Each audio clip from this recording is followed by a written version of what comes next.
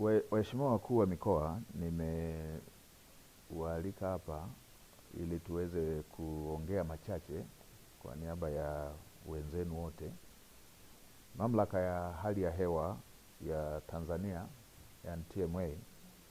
ilitoa utabiri wa mwelekeo wa msimu wa mvua za vuli na mvua za msimu kwa kipindi cha Oktoba 2025 hadi Disemba 2025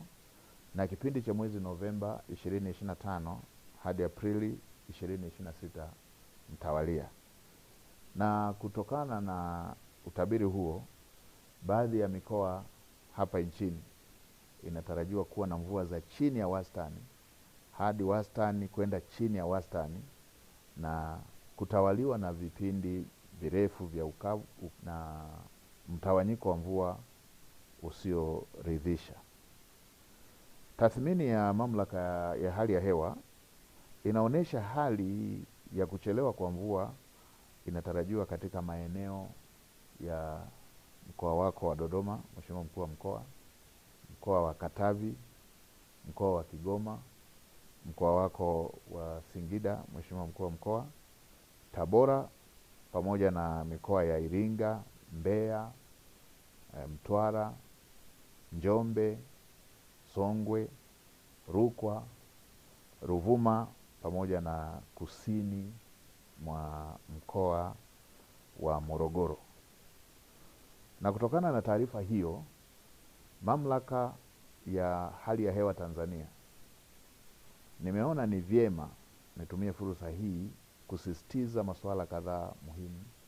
kwa wananchi na mamlaka mbalimbali za serikali ili tuweze kujiandaa. Moja, Watanzania wote kujenga tabia ya kufuatilia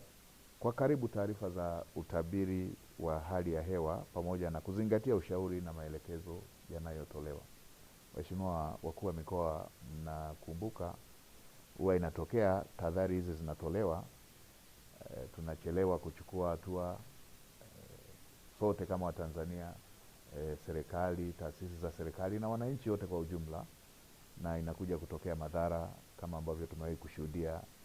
mafuriko ya udongo kule Manyara, ama mafuriko katika baadhi ya maeneo ya wananchi waliojenga kwenye mabonde. Kwa mara hii tunatahadharishwa kuhusu uhaba wa mvua, kwamba mvua hazitakuja za kutosheleza na zitakuwa na mtawanyiko usioridhisha. Ninawakumbusha wakulima